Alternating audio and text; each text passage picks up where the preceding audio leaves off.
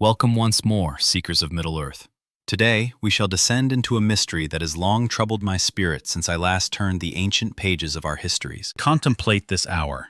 You are Sauron, the shadow upon the world, and tidings reach your dark throne that your precious ring, the vessel of your malice, may fall into the grasp of a weathered ranger from the north. Common lore suggests the eye would fear only the wisdom of Mithrandir or the starlight of Galadriel should they claim the ring.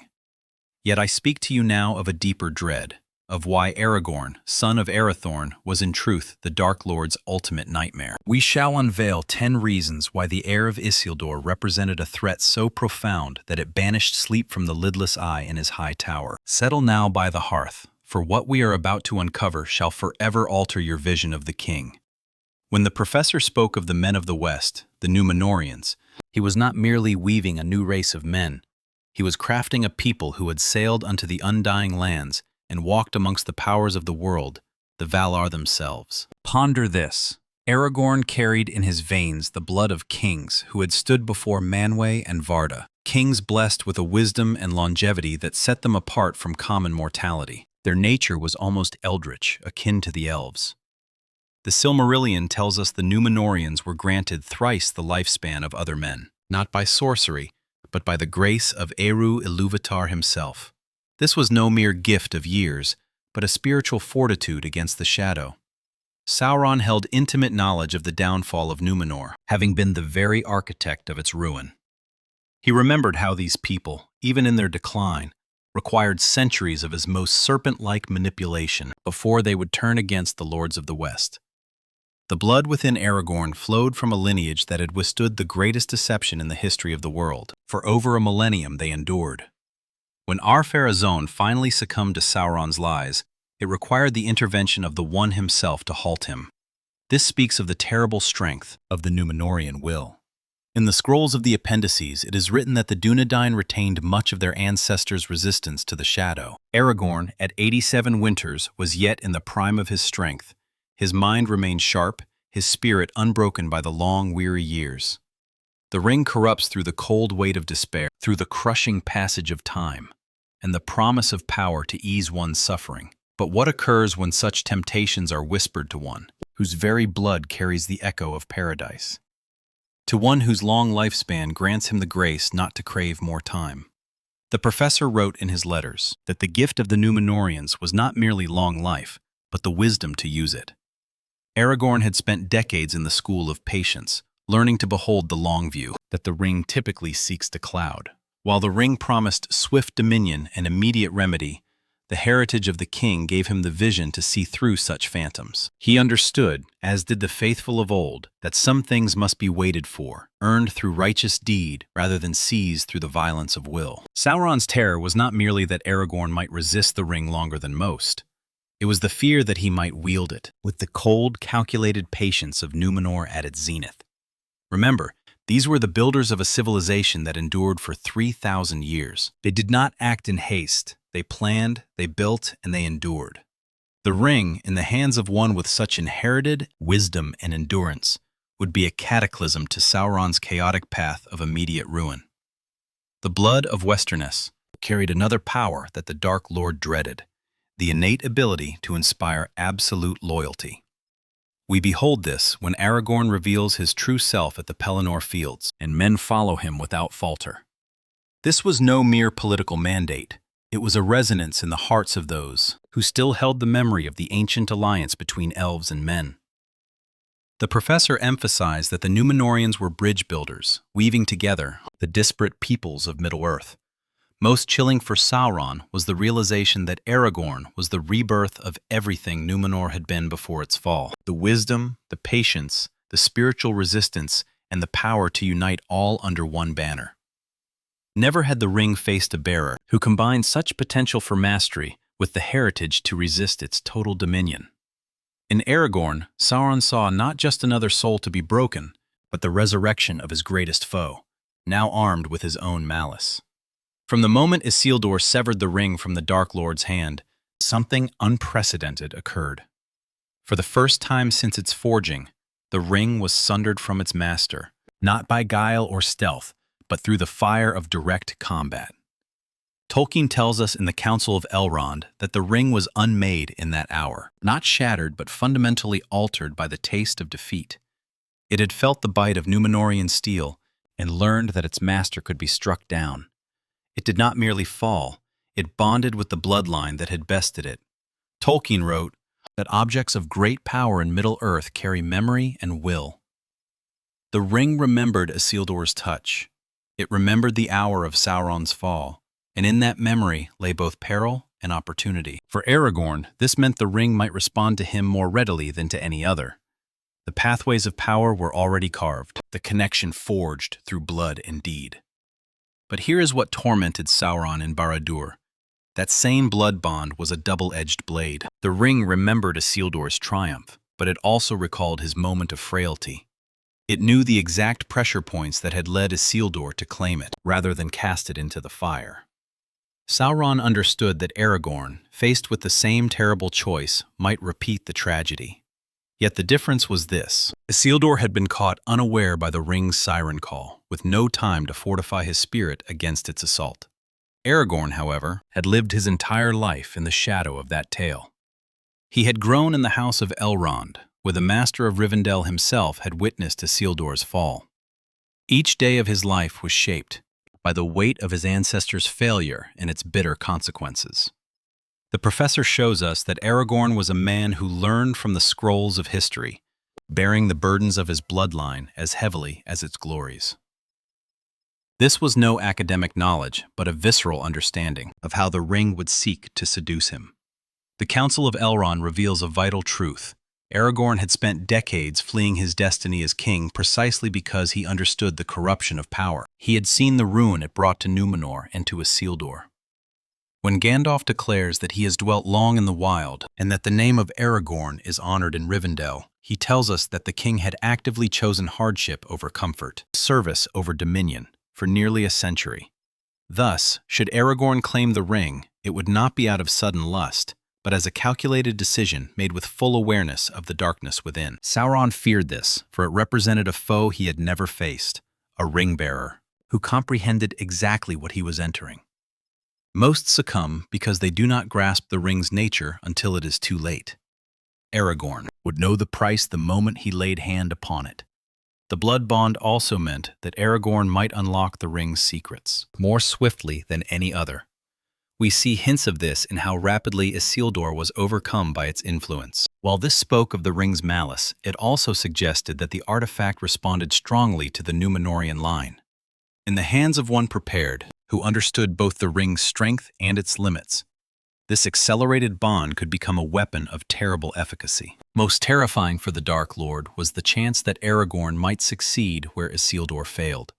The blood that once severed the ring from his hand might find the strength to destroy it utterly. Sauron had spent an age ensuring no one would ever again threaten him as Isildur had. The thought that Isildur's heir might finish what was begun, using the ring's own power to end its master, was his darkest nightmare made flesh. When Aragorn stepped before the Stone of Orthanc and wrestled control from Sauron himself, he achieved a feat unseen since the drowning of Númenor. The professor tells us, the Palantiri were wrought by the elves of Valinor and gifted to the faithful as a sign of trust. These seeing stones were intended for those with the authority and mental strength to command them. For any other, they were but snares for madness.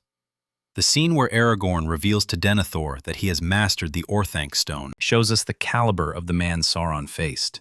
Tolkien writes that Aragorn revealed himself to the Lord of Barad-dûr, forcing the Dark Lord to strike before his time. This was no mere battle of minds. It was proof that Aragorn possessed the spiritual architecture to resist the direct psychic assault of the most potent being in Middle-earth.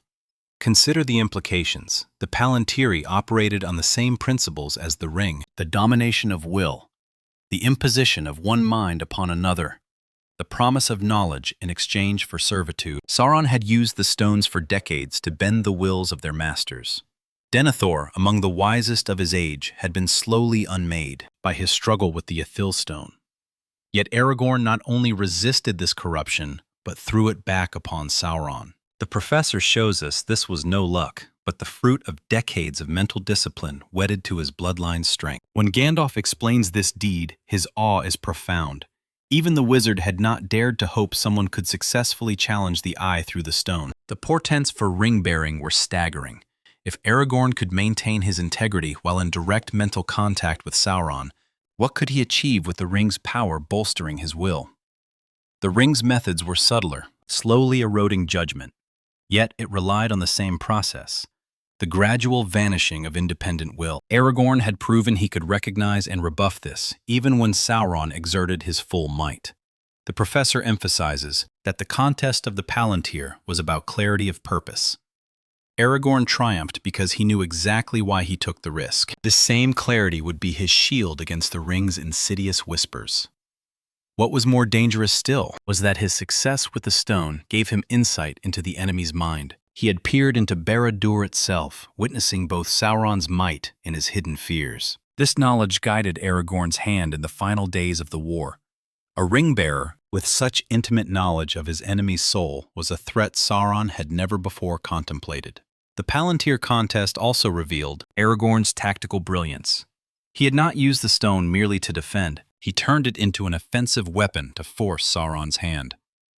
This combination of mental fortitude and tactical aggression suggested that Aragorn would not merely resist the ring, but master it to strike back. When we contemplate why Sauron held such dread for Aragorn as a wielder of the ring, we must not overlook the 87 years the heir of Isildur spent mastering the ways of the enemy. The professor reveals in the ancient scrolls of the appendices that Aragorn served in disguise under King Thengel of Rohan and Ecthelion of Gondor. Yet his true education was forged in the long decades of wandering. He trod the wild lands where Sauron's malice was most potent.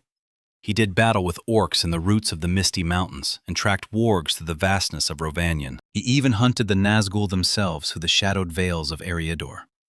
This was no mere scholar's lore gathered from dusty tomes and quiet councils. Aragorn understood the inner workings of the enemy's mind with a visceral clarity, for he had spent his manhood contending with the very monsters that mind had brought forth. In the common room of the prancing pony, when he discerns the peril the hobbit's face, we behold the fruit of a lifetime spent reading the subtle signs of encroaching evil. The professor tells us that the Rangers of the North possessed a sense that bordered on the supernatural, an ability to feel the cold breath of the shadow before it struck. The Council of Elrond unveils the sheer breadth of Aragorn's mastery. When others speak of Sauron's designs, the Ranger does not merely listen. He provides tidings of troop movements, the state of the enemy's strongholds, and the likely stratagems of the Dark Lord.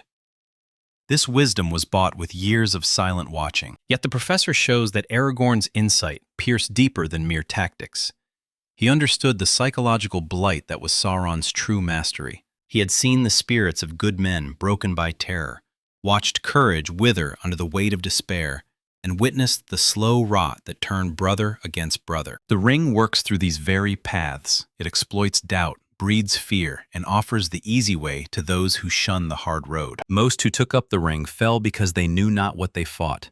They understood its peril only in the abstract, lacking the experience to recognize its specific assault upon the soul. Aragorn was of a different mold. Every snare the ring might lay, every honeyed promise it might whisper, every fear it might kindle, he had already faced in the long war against the shadow. The oath of the Ranger bound them to shield the helpless and oppose the enemy wherever he walked. The professor emphasizes that this was no mere military duty, but a spiritual quest. It was a daily choice to stand in the breach between light and dark, regardless of the toll. Aragorn had renewed that vow every sunrise for near a century. The ring typically ensnares by offering shortcuts to power, a means to achieve one's ends without the purification of sacrifice. Aragorn's life was the ultimate rebuttal to such lures. When offered the throne of Gondor in his youth, he turned away until the hour was ripe. When given the chance to claim his heritage for pride, he chose to serve in the shadows, unnamed. The professor presents us with a man who had already rejected every shortcut the ring could conceive. He had chosen the narrow, flinty path so consistently that it had become his very nature. The Ranger's wisdom reached into the very heart of Sauron's weaknesses. Tolkien reveals that the Dark Lord's greatest blind spot was his inability to imagine that any would seek to destroy power rather than wield it. Aragorn's deep understanding of the enemy's mind would have allowed him to exploit this failing with lethal precision. The vision of Aragorn claiming the ring to restore the ancient realms of Arnor and Gondor was not mere political fancy. It was Sauron's most harrowing strategic nightmare. When the professor writes of the Alliance of old, he describes a power that had dominated Middle-earth for 1,000 years. At its zenith, the reunited kingdom commanded resources and men that even Sauron, in his first fall, could scarcely overcome. The archives tell us that the division of these kingdoms was Sauron's masterstroke, achieved through a millennium of poison and political sabotage. He had labored for an age to ensure Arnor and Gondor remained sundered and suspicious. The return of the heir threatened to undo 1,000 years of his dark work, but this was more than the union of two realms. The professor shows that Aragorn's legitimacy commanded a reverence that crossed all borders. The blood of Númenor was a beacon to the free peoples. We see the dead men acknowledge his command. We see the lords of the south rally to his standard. Even the mouth of Sauron, that vessel of filth, speaks to him with a grudging recognition of his royal stature. With the ring's might, Aragorn would not merely rebuild the old. He would create a dominion the likes of which the world had never seen, the rightful king armed with the ruling ring. The economic ruin Sauron would face was equally dire. A reunited kingdom would hold the keys to all trade from the Sea of Rhûn to the Grey Havens. The great ports of Dol Amroth and Pelargir would field a navy to sweep Sauron's influence from the Great Sea. The fertile fields of the west would feed armies greater than any seen since the last alliance. Sauron's path to victory relied on keeping his foes fragmented and destitute. He had ensured no single power could stand against him. The professor shows through the War of the Ring how effective this was. The free peoples could barely muster a distraction, but an Aragorn with the ring would shatter that balance forever. The ancient Númenóreans were not just warriors, they were master builders and lore masters. Their knowledge of war and craft was preserved in the libraries of Minas Tirith. The ring would unlock not just sorcery, but the industrial and military might to use that ancient knowledge effectively. Most terrifyingly, this would be no crude usurpation. Aragorn had the claim, the followers, and the wisdom to rule. Sauron faced a war not against a mad tyrant who would soon implode, but against the true king of men, armed with the enemy's own weapon. When the child Aragorn was fostered in the house of Elrond, he gained what no other could: 3,000 years of direct wisdom regarding the rings of power. Elrond, half-elven, had been the herald of Gil-galad. He had stood by Celebrimbor when the treachery was first unmasked. He had been present at every turning of the ring's history. In the last homely house, Aragorn grew up hearing the truth from those who had lived it. While others knew of the ring only through dusty legend, Aragorn knew its making, its strength, and its hidden flaws. The professor emphasizes that even Sauron did not fully grasp his own creation. There were aspects of the ring that only the elven smiths could truly comprehend. Elrond's teaching was no dry academic pursuit. He had watched the ring unmake Isildur with his own eyes. He had seen the exact moment the king's judgment failed. This was passed to Aragorn as essential survival lore.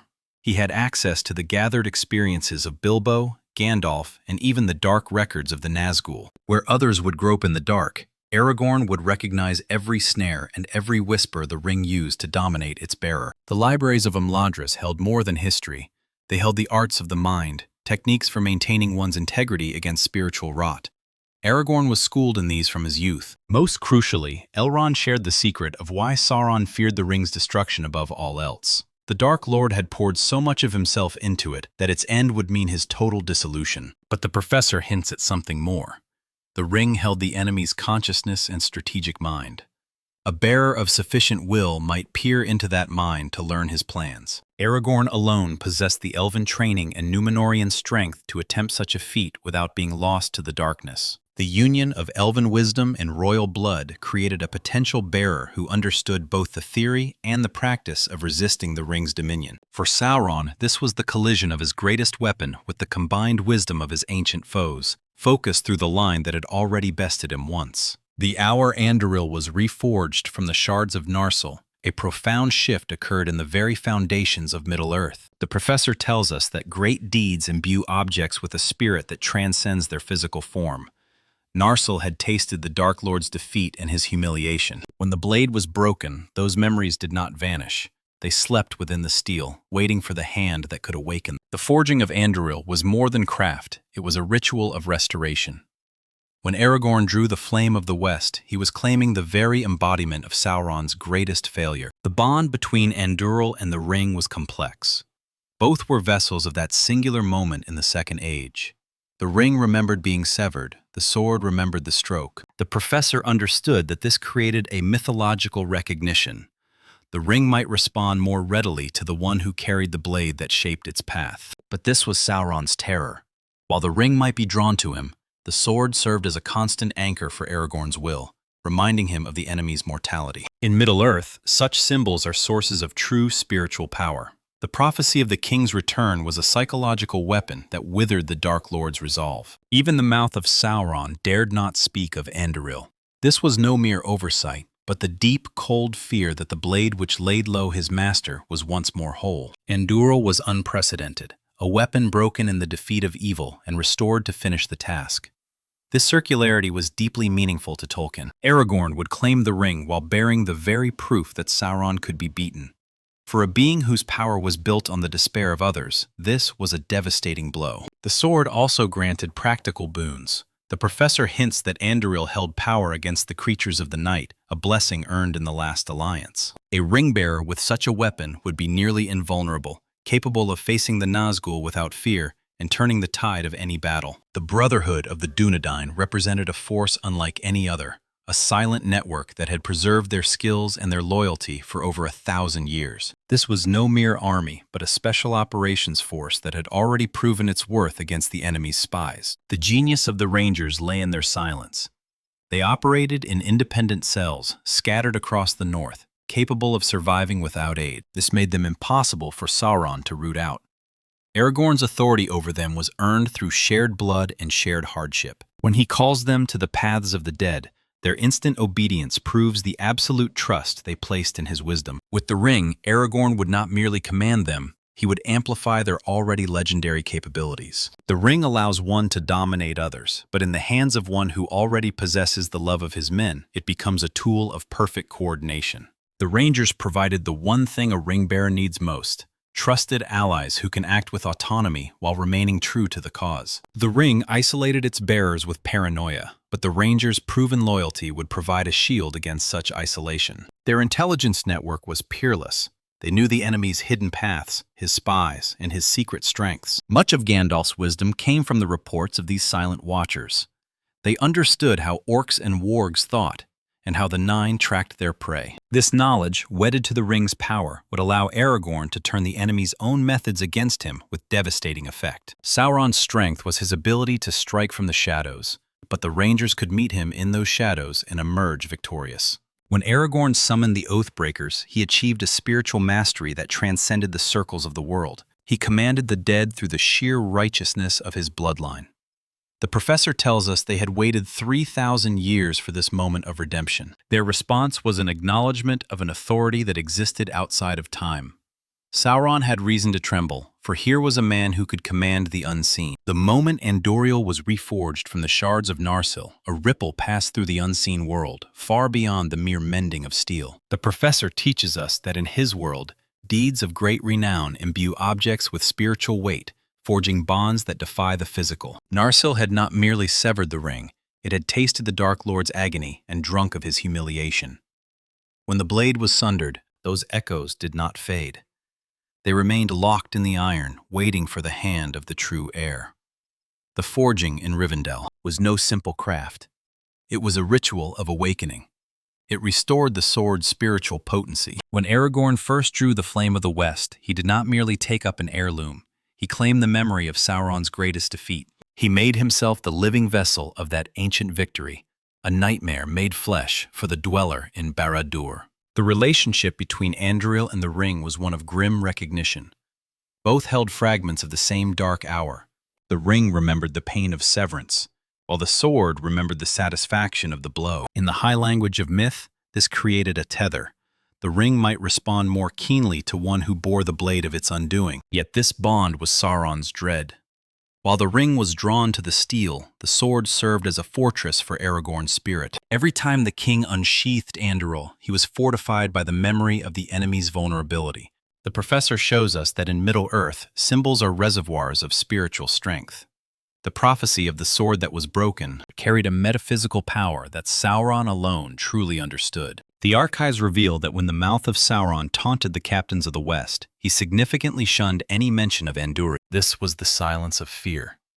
The lieutenant could not bear the name of the sword that had once laid low his master. The forging had created a weapon unprecedented, a blade broken in the defeat of ultimate evil and reborn to finish the labor. Such circularity is deep with meaning in the professor's lore, representing the completion of patterns long left frayed. Should Aragorn claim the ring, he would do so while wielding the very proof of Sauron's mortality. For millennia, the Dark Lord had convinced the world that his fall was a mere accident of chance. But Andúril's existence proved he could be beaten, had been beaten, and would be beaten again. For a being whose dominion rested upon the despair of his foes, this was a psychological weapon of ruinous power. The sword bond also granted practical advantages. Andúril retained a measure of power against the creatures of darkness, a blessing earned in the fire of the last alliance.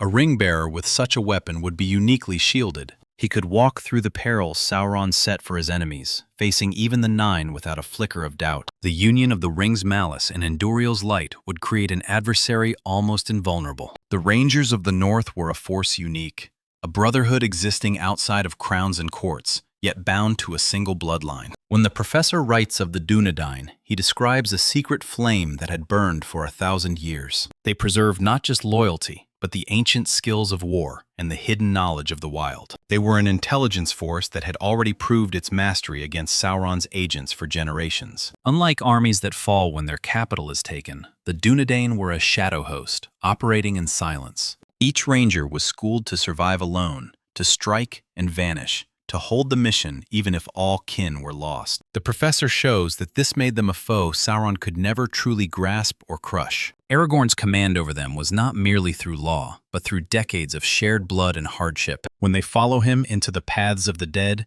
it is the ultimate testament to a leader who never asked for a sacrifice he would not make himself. The Rangers' knowledge of the world was total. Every mountain path, every hidden ford, every secret refuge was known to them. With the ring's power, Aragorn would not merely lead them, he would empower them beyond any force seen in the Third Age. The ring grants dominion, but in the hands of one who already possesses the love of his subjects, it coordinates rather than coerces. The Rangers were the answer to the ring's greatest threat, the isolation of the bearer. The ring breeds paranoia, but the Dunedain's proven loyalty would provide a network that even the ring's shadow could not easily foul. Their intelligence was invaluable. They knew the disposition of Sauron's outposts and the names of his hidden collaborators. Much of Mithrandir's wisdom was but the fruit of the Rangers' long vigil. They understood the enemy's methods, how orcs plan, how wargs hunt, how the Nine track their quarry. This lore, wedded to the ring's might, would allow Aragorn to turn Sauron's own malice back upon him. The Dark Lord's strength was his ability to rule the shadows, but the Rangers were the masters of those shadows, and they served the king. When Aragorn stood at the Dark Door and summoned the Oathbreakers, he achieved a feat unseen since the Elder Days. He commanded the supernatural through the sheer weight of his blood and the righteousness of his cause. The dead had waited 3,000 years for this hour, bound by an oath broken in life. But their answer to Aragorn was more than duty. It was a recognition of a sovereignty that transcends death itself. This scene reveals Aragorn's spiritual stature. When he declares himself Isildur's heir, he speaks with metaphysical weight. He calls upon powers that dwell outside the normal flow of time. To command the dead was a power traditionally held only by the Valar and the Maiar. For a mortal to do so was a portent Sauron could not ignore. The Oathbreakers were once men who served Sauron. Their service to Aragorn proved that legitimate authority exceeded the fear of the Dark Lord. Consider the terror. If Aragorn could command the dead by blood alone, what could he achieve with the ring amplifying that voice? The living fled from him at Pelargir, not just from the dead, but from the aura of sovereignty that radiated from him. When he released them, they departed with gratitude. This proved his authority was benevolent, a quality essential for any who would hold the ring. Sauron bound others through fear. Aragorn commanded through the fulfillment of oaths and the granting of peace. Aragorn possessed the spiritual clarity to distinguish between types of power. He appealed to the dead's need for redemption. Such discernment would be the only shield against the ring's offer of raw, unearned force. The weight of generational memory served as a psychological fortress. Unlike others who saw the ring as a burden or a tool, Aragorn saw it as the final chapter of a story begun with his ancestors' shame. He lived every day in the shadow of Isildur's choice. He truly understood the cost of ring-bearing. In Rivendell, he learned the personal price of power. Elrond had seen a good man turned into a creature of rationalization. This experience shaped Aragorn's soul, ensuring he would never take a step toward power without counting the cost to the world. He spent decades shunning the crown because he knew the rot of authority. He had seen the fall of Numenor in the scrolls of history. When he finally accepted the crown, it was not from ambition, but from the knowledge that his trial was complete. This was the spiritual readiness needed for the ring. He had proven he could hold authority without being devoured by it. He had a clear vision of what success looked like. Not power for its own sake, but the mending of the world, to heal the wound his ancestor had left open. This clarity was his greatest protection. The ring expands ambitions until the original goal is lost, but Aragorn's purpose was specific: destroy the shadow, restore the alliance. At 87, he had outlived most men. The ring's promise of life held no lure for one who accepted his mortality with grace. He carried the memory of what Middle-earth was before the shadow and a vision of what it could be again. This historical perspective was the lens through which he saw all things. He was but one part of a much larger tale. So it is, travelers of the West, 10 reasons why the lidless eye feared the king above all others. From the blood of Numenor to the mastery of the dead, Aragorn was the Dark Lord's nightmare made manifest. Tolkien crafted a character who represented everything Sauron could never anticipate: wisdom, humility, and the courage of ancient kings. The professor created the one man who might have wielded the ring well. Yet here is the beauty. The very qualities that made him dangerous ensured he would never claim it. He was too noble to succumb to Isildur's failure again. Aragorn was too good to take the ring, and that was the very thing that would have made him so terrifying if he had. What say you? Have we missed any secret of the king's heart? Drop your thoughts below as we walk the hidden paths of this masterpiece. Every day of his life had been shaped by the knowledge of his ancestors' failure and its bitter consequences. The professor shows us through Aragorn's character that he was a man who learned from the scrolls of history, who carried the weight of his bloodline's mistakes as heavily as its glories. This was no mere academic study. It was a visceral, personal understanding of exactly how the ring would attempt to seduce his soul. The Council of Elrond reveals a truth most crucial. Aragorn had spent decades avoiding his destiny as king, precisely because he understood the corrupting nature of power. He had beheld the ruin that the desire for dominion had wrought upon Numenor, upon Isildur, and upon countless others throughout the passing ages. When Mithrandir says that he has dwelt long in the wild and that the name of Aragorn, son of Arathorn, is honored in Rivendell, he tells us that the king had actively chosen hardship over ease, service over dominion, for the better part of a century.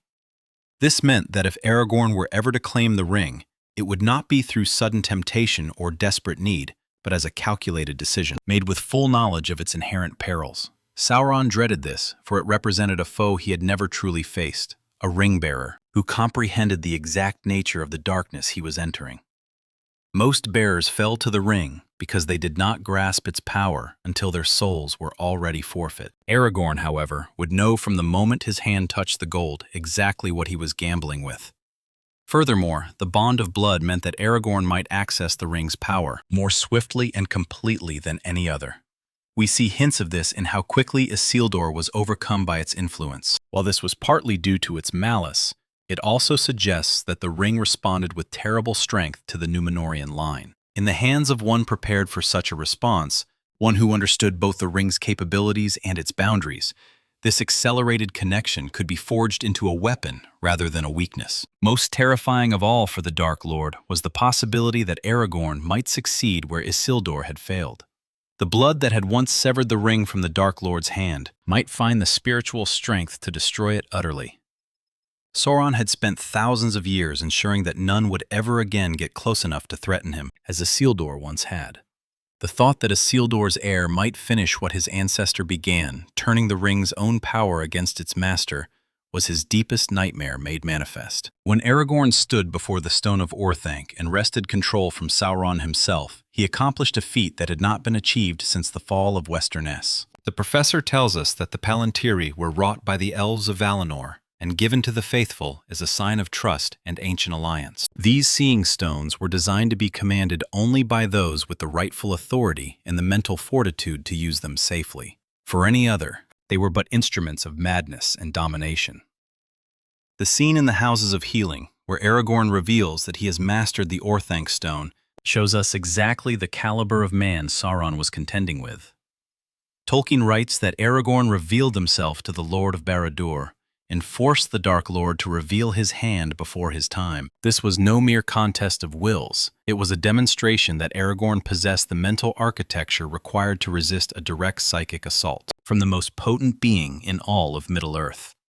Consider what this means in practical terms. The Palantiri operated through many of the same principles as the ring itself, the domination of will, the imposition of one mind upon another, and the promise of knowledge in exchange for submission. Sauron had used the Seeing Stones for decades to bend the minds of their users to his malice.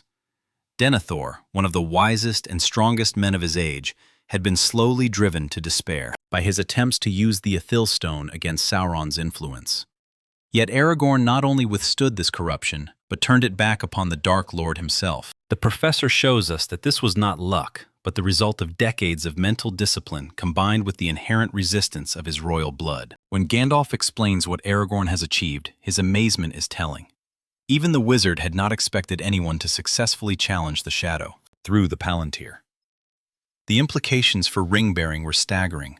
If Aragorn could maintain his integrity while in direct psychic contact with Sauron, what might he accomplish with the ring's power bolstering his will? The ring operated through subtler paths than the Seeing Stones, working slowly to erode the bearer's judgment. Yet it relied on the same process, the gradual vanishing of an independent will until it became a mere extension of the Dark Lord's design. Aragorn had proven he could recognize and rebuff this process, even when Sauron was actively seeking to dominate him. The professor emphasizes that the contest of the Palantir was as much about clarity of purpose as mental strength. Aragorn succeeded because he knew exactly why he took the risk and what he sought to achieve. This same clarity of purpose would serve as his shield against the ring's more insidious temptations. Most dangerous of all, from Sauron's perspective, was that Aragorn's triumph with the Palantir gave him intelligence about his enemy's hidden capabilities. He had peered into the heart of Barad-dûr itself, witnessing Sauron's strength and his secret fears. The professor hints that this knowledge played a vital role in the king's decisions during the final hours of the war. A ring-bearer, with such intimate knowledge of his enemy's mind, would be a threat unprecedented in all of Sauron's experience. The Palantir contest revealed Aragorn's tactical brilliance. He had not used the stone merely to defend against the Shadow's reach, but turned it into an offensive weapon, forcing Sauron into premature moves and revealing his hand. This combination of mental fortitude and tactical aggression suggested that Aragorn would not simply resist the ring's corruption, but might find a way to turn its power back upon its creator. So it is, fellow travelers of Middle-earth, 10 reasons why Sauron feared Aragorn more than any other who might have claimed the ring. 10 aspects of the heir of Isildur that banished sleep from the lidless eye in his dark tower.